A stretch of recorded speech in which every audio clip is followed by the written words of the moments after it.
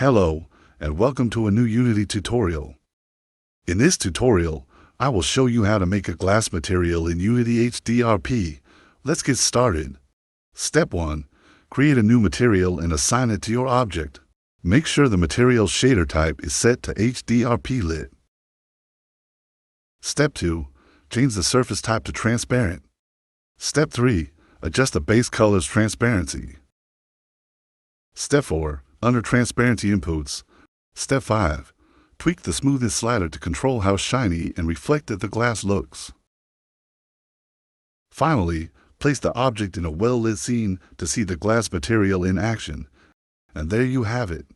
A realistic glass material created in Unity HDRP. Don't forget to like, comment, and subscribe for more tutorials. See you next time.